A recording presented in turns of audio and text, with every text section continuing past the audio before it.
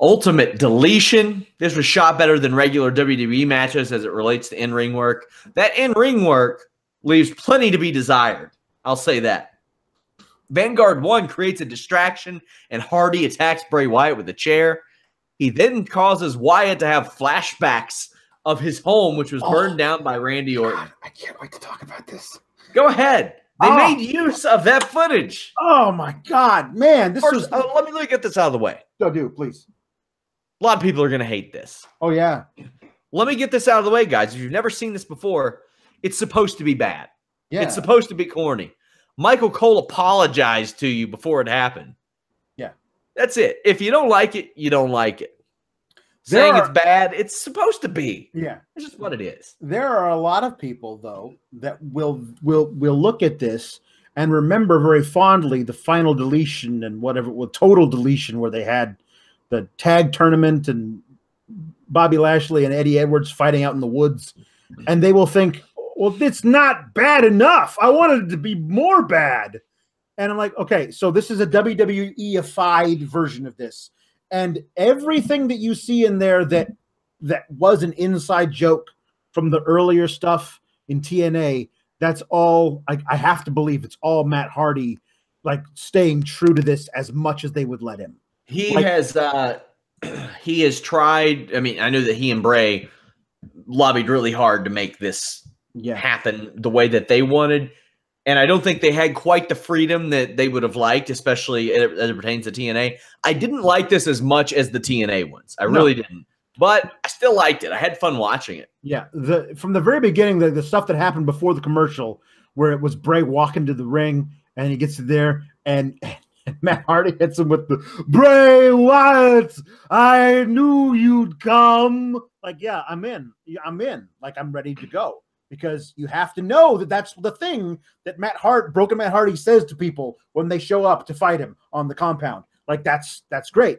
The stuff that they did with Bray Wyatt in the dilapidated city, which you wouldn't know that what the hell that was unless you watched one of like 17 1-minute videos that Matt Hardy released over the weekend. But there's like a whole bunch of there's a bunch of houses that are run down on his property that he calls the dilapidated city. Whatever. Yes. He gets there and he realizes that, like, he does it remind you of anything? And it reminds him of the Wyatt compound, which burned to the ground like a year ago. And to have like the continuity from that Randy Orton story brought up today, where he's a completely different guy, he's on a different show, like it's a completely different thing. That's so rare in the WWE that I smiled at it, because I was like, yeah, Bray Wyatt is absolutely the kind of guy, like the performer, who would really want that history to be continued.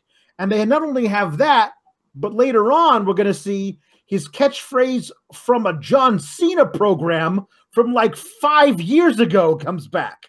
Like, they're doing really cool stuff.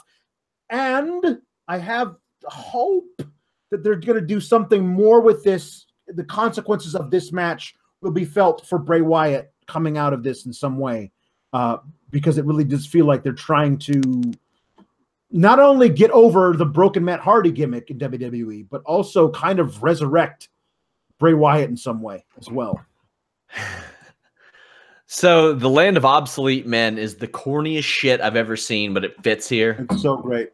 It's a Scooby-Doo gag. It's them running in and out of the hallway doors, but it's behind gravestones. It's fantastic.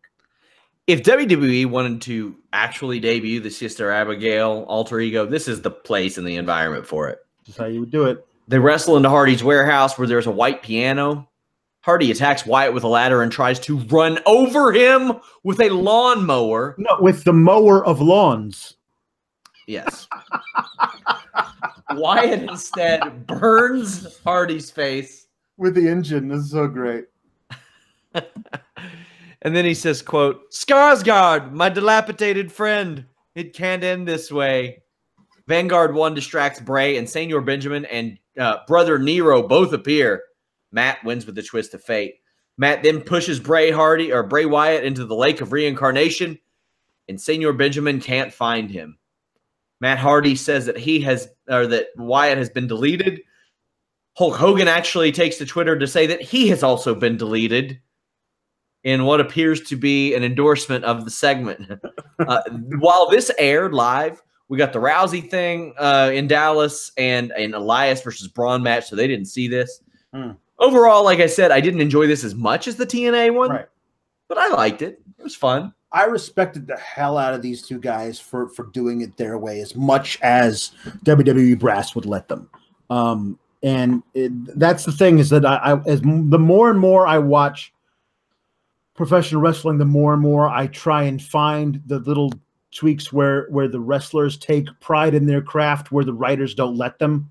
You know what I mean? Like not just like I'm gonna get my shit in, but how can I tell a better story for the audience than go out here and get squashed tonight? You know what I mean? Like what is the overarching thing that I'm trying to do with my character?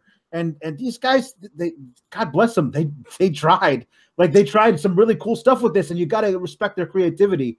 I'm hoping. I mean, listen, he flipped over a damn boat, and underneath is Senor Benjamin, the gardener, his father-in-law, Matt Hardy's father-in-law, holding what appeared to be an inflatable globe, and he says he's got the whole world in his hands, and he throws, and like that's so inside, man. Like, when was the last time Bray Wyatt pulled that shit out? Like 2 years ago? But it was a major deal with this feud with John Cena, where like they had a little boy in a druid costume who sang it to him and caused a distraction victory. Like, it's a major thing. Like, but that's his history. So now that he's been deleted, I'm hoping he shows up at some point, maybe at Mania or something during the Battle Royal. Maybe there's something there where he's this thing isn't over between him and Hardy. But now he's going to be a different version of himself. Yeah, I don't want them to have their own thing unless it's segments throughout WrestleMania. Yeah, I don't need a Hardy Wyatt match at Mania. The Battle Royal would be fine with me. I'm totally fine with him coming back. Not as Husky Harris. Come on, that no. But what about the guy we all loved, like El Hijo de IRS?